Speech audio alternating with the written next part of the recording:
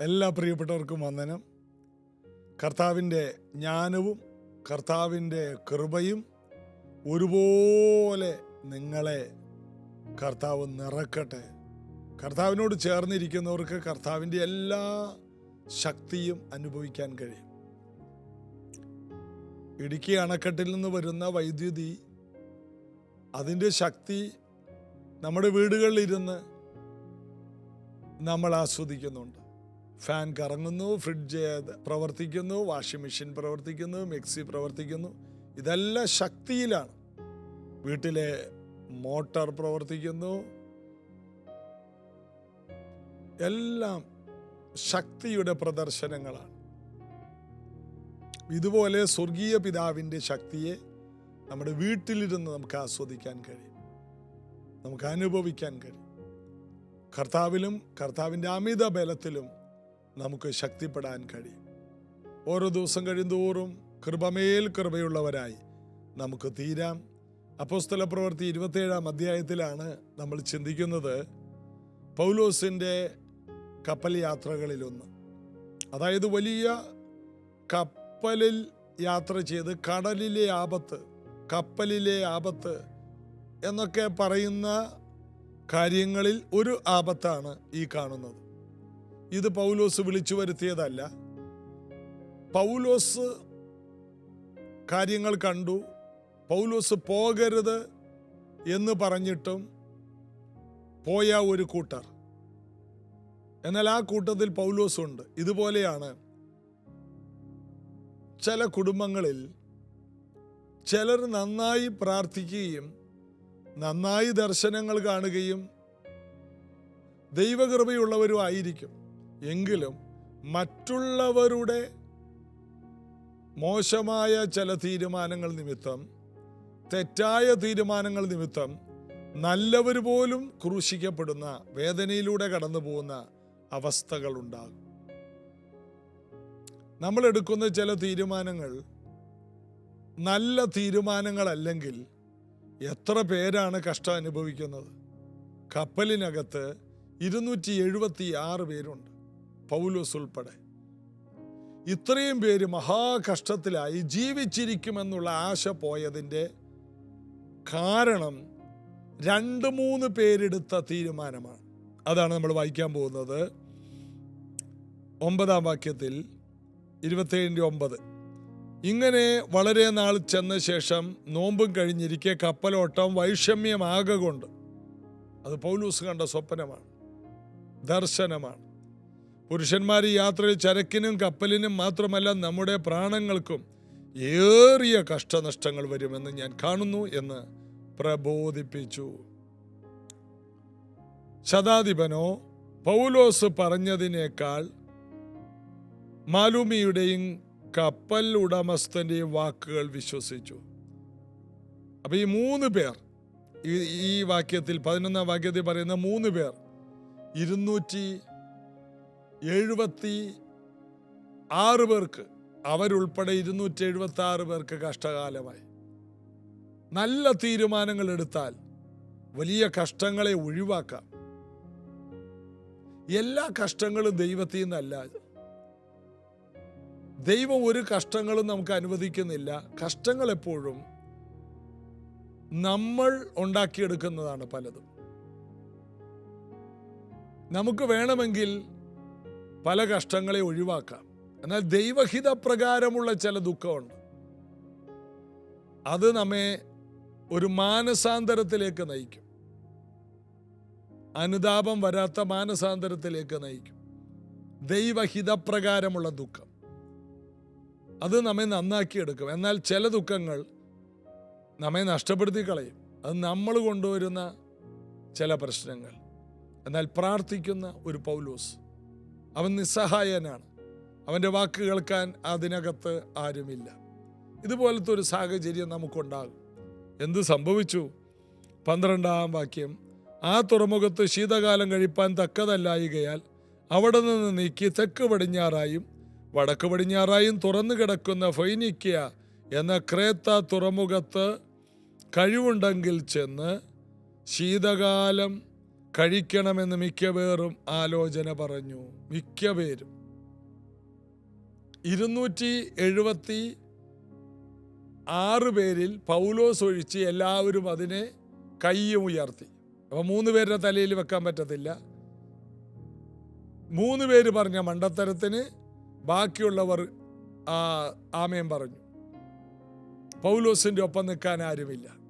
പൗലോസ് പറഞ്ഞു, ഇവിടുന്ന് കപ്പലെടുക്കരുത്, വലിയ നഷ്ടങ്ങളും കഷ്ടങ്ങളുമുണ്ട്. എന്നാൽ അവര് ഭൂരിപക്ഷത്തെ ആണ് എല്ലാവരും അംഗീകരിക്കാറുള്ളൂ. പൗലോസിന് കപ്പലുമായി വലിയ ബന്ധങ്ങളൊന്നുമില്ല. എന്നാൽ പൗലോസിന് കടലിൻ്റെ ഉടമസ്ഥനുമായി വലിയ ബന്ധമാണ്. സകലത്തെ ഉണ്ടാക്കിയവനുമായി ബന്ധമുണ്ട്. അങ്ങനെ പൗലോസിനെ വില കുറഞ്ഞ് കാണിച്ച ആ അധ്യായത്തിൽ അവരെന്ത് ചെയ്തു? 13-ാം വാക്യം, തെക്കൻ കാറ്റ് മന്ദമായി ഊതുകയാൽ താല്പര്യം സാധിച്ചു എന്ന് തോന്നി. ചിലതൊക്കെ കാണുമ്പോൾ നമ്മൾ ഓർക്കും എല്ലാം റെഡിയാണ്, ഇത് തന്നെയാണ്, എല്ലാം മന്ദമായിട്ട് ഊതുകയാണ്. ഒരു തെക്കൻ കാറ്റടിക്കുമ്പോൾ, ഒരു മന്ദമാരുതൻ അടിക്കുമ്പോൾ എല്ലാം അനുകൂലമാണ്. നമ്മൾ അറിയുന്നില്ല. ചിലരുടെ ചിരിയും ചിലരുടെ പെരുമാറ്റവും ചിലരുടെ സമീപനവും ചിലവരുടെ ഇടപെടലും എല്ലാം കണ്ടാൽ ഓർക്കും ഇതൊരു തെക്കൻ കാറ്റ് പോലെ മന്ദമാരുതൻ അടിക്കുകയാണ്. എന്നാൽ പുറകെ വരാൻ പോകുന്ന ഭയങ്കര വിപത്തിനെ തിരിച്ചറിയുവാൻ പൗലോസിനെ പോലെ ആത്മക്കണ്ണു തുറന്നവരായിരിക്കണം നമ്മൾ. അപ്പൊ ചിലതൊക്കെ കണ്ടിട്ട് എല്ലാം അനുകൂലമായിട്ട് തോന്നുമ്പോൾ ഓർക്കണം, പ്രതികൂലം അതിനേക്കാൾ വലുതാണ്. ഇതാ നമ്മൾ വായിക്കുന്നു, തെക്കൻ കാറ്റ് മന്ദമായി ഊതുകയാൽ താല്പര്യം സാധിച്ചു എന്ന് തോന്നി അവർ അവിടെ നിന്ന് നങ്കൂരമെടുത്തു ക്രേത്ത ദ്വീപിന്റെ മറപറ്റി ഓടി. 14-ാം വാക്യം, കുറെ കഴിഞ്ഞിട്ട് അതിന് വിരോധമായി ഈശാനമൂലൻ എന്ന കൊടുങ്കാറ്റ് അടിച്ചു. അടുത്തത്, കപ്പൽ കാറ്റിന്റെ നേരെ നിൽപ്പാൻ കഴിയാതെ വണ്ണം കുടുങ്ങുകയാൽ ഞങ്ങൾ കൈവിട്ടങ്ങനെ പാറിപ്പോയി. കയ്യിൽ നിന്ന് പോയി. അവരുടെ പദ്ധതികൾ കൈവിട്ടു പോയി. അവരുടെ കൺട്രോളിൽ നിന്ന് കപ്പൽ പോയി. അവരുടെ കണക്കൂട്ടലുകൾ മുഴുവൻ തെറ്റിപ്പോയി. ഇതാണ് മനുഷ്യ ജീവിതം. ദൈവത്തിൻ്റെ ആലോചന വിട്ട് മുന്നോട്ട് പോകുമ്പോൾ എല്ലാം കുഴപ്പമില്ലെന്ന് പറയും. എല്ലാവരും പറയുന്ന ഒരു കുഴപ്പമില്ല, ഞങ്ങളൊക്കെ ഈ കപ്പൽ ഈ കടലിലൂടെ എത്ര വർഷം പോയതാ, ഞങ്ങൾക്ക് എത്ര വർഷത്തെ എക്സ്പീരിയൻസാണ്. ദൈവശബ്ദത്തേക്കാൾ എക്സ്പീരിയൻസിന് വില കൊടുക്കുമ്പോഴുണ്ടാകുന്ന അപകടം. കുറേ കഴിഞ്ഞപ്പോൾ ഈശാനമൂലൻ എന്ന കൊടുങ്കാറ്റ് ആഞ്ഞടിച്ചു. കപ്പൽ കൈവിട്ടു പോയി. കണക്കൂട്ടലുകളെല്ലാം തെറ്റിപ്പോയി. ഉദ്ദേശിച്ച വഴിയിലല്ല കപ്പൽ പോകുന്നത്. ഇവർക്ക് പോകേണ്ട വഴിയിലല്ല കപ്പൽ നീങ്ങുന്നത്.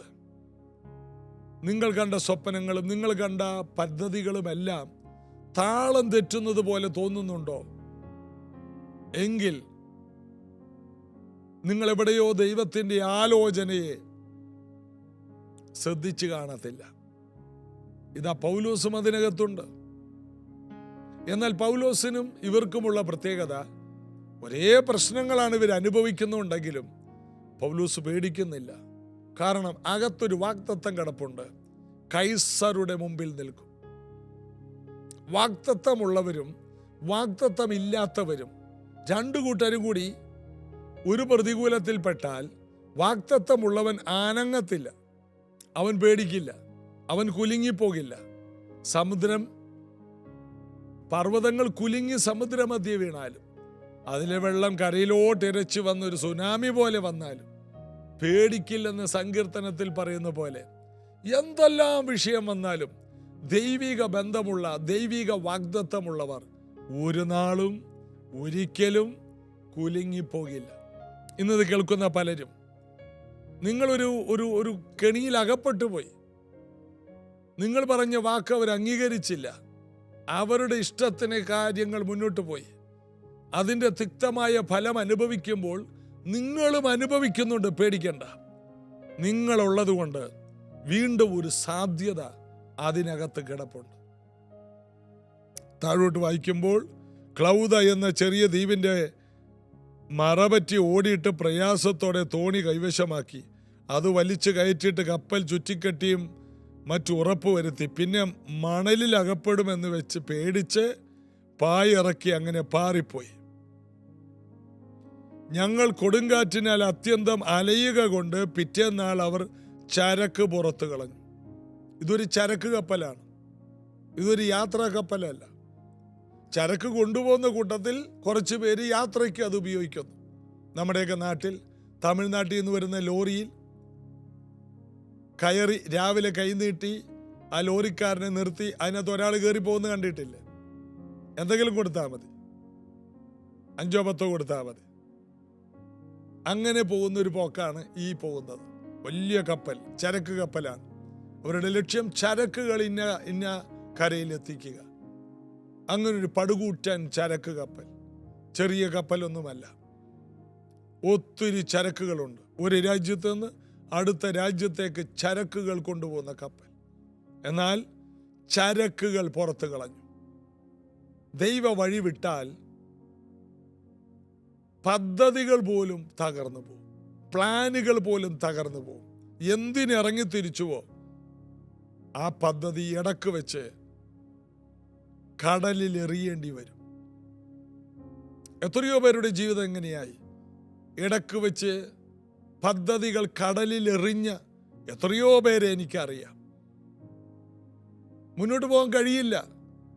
ഇടക്ക് വെച്ച് കുടുംബജീവിതം കടലിൽ എറിഞ്ഞവർ, ഇടക്ക് വെച്ച് സ്വപ്നങ്ങളാവുന്ന മക്കളെ കടലിൽ എറിഞ്ഞവർ, ഇടക്ക് വെച്ച് പഠിത്തം കടലിൽ എറിഞ്ഞവർ, ഇടക്ക് വെച്ച് സ്വപ്നങ്ങൾ മുഴുവനും കടലിൽ എറിഞ്ഞവരെ എനിക്കറിയാം. ഇല്ല, ഞങ്ങൾക്കിത് കരപറ്റിക്കാൻ കഴിയില്ല എന്ന് പറഞ്ഞ് ഇടക്ക് വെച്ച് സ്വപ്നങ്ങളും ആഗ്രഹങ്ങളും എല്ലാം, പ്രതീക്ഷകളെല്ലാം കടലിലെറിഞ്ഞ ഒരു കപ്പലിൽ പ്രാർത്ഥിക്കുന്ന പൗലോസ് ഉണ്ടായിരുന്നു. അതിനെക്കുറിച്ചാണ് അടുത്ത ദിവസം നമുക്ക് ചിന്തിക്കേണ്ടത്. പ്രാർത്ഥിക്കുന്നവൻ എവിടെയുണ്ടോ അവിടെ വിജയം 100ൽ 100% ഉറപ്പാണ്. ഇത് പറയാനാണ് ഞാൻ ആഗ്രഹിക്കുന്നത്. പ്രാർത്ഥിക്കുന്ന ഒരു പൗലോസ് ആ കപ്പലിൽ ഉണ്ടായിരുന്നത് കൊണ്ട് അവരിൽ ആരും നശിച്ചു പോയില്ല. എന്നാൽ സ്വപ്നങ്ങൾ കുറേ നശിച്ചു പോയി. വലിയ നഷ്ടങ്ങൾ അവർക്കുണ്ടായി. പ്രാണനല്ലാതെ വേറൊന്നും കിട്ടിയില്ല. എന്തുകൊണ്ടാ? ദൈവിക ആലോചനകൾക്ക് വില കൊടുക്കാതെ വരുമ്പോൾ അനുഭവിക്കുന്ന വിപത്തുകളാണത്. ഈ ദിവസങ്ങളിൽ കർത്താവിനെ വിളിച്ചപേക്ഷിച്ച് ദൈവ വഴിയിലേക്ക് തിരിയാൻ നമുക്ക് കൃപ കർത്താവ് തരട്ടെ. ഈ പുതിയ മാസം മുതൽ ദൈവശബ്ദം കേട്ട് മുന്നോട്ട് പോകാൻ യേശു നമ്മെ സഹായിക്കട്ടെ. പ്രാർത്ഥിക്കാം. കർത്താവേ, ദൈവവചനവും ദൈവകൃപയും വെളിപ്പാടുകളും ദർശനങ്ങളും ഞങ്ങൾക്കധികമായിട്ട് വേണം. ഞങ്ങളുടെ മുന്നിലുള്ള മന്ദമാരുതൻ കണ്ട് തീരുമാനങ്ങൾ എടുക്കാതെ ഞങ്ങളുടെ മുൻപിൽ വരാൻ പോവുള്ള സാധ്യതയുള്ള ഈശാനമൂലനെ പോലും നേരിടാനുള്ള ശേഷി ഞങ്ങൾക്കെല്ലാവർക്കും ആവശ്യമാണ്. ചതികൾ എവിടെയുണ്ടെന്ന് തിരിച്ചറിഞ്ഞൊഴിഞ്ഞു മാറാൻ ദൈവിക വെളിപ്പാടുകൾ ഞങ്ങൾ ചോദിക്കും, ദർശനങ്ങൾ ഞങ്ങൾ ചോദിക്കും, സ്വർഗീയ സ്വപ്നങ്ങൾ ചോദിക്കും. ഞങ്ങളെ അങ്ങ് സഹായിക്കണം.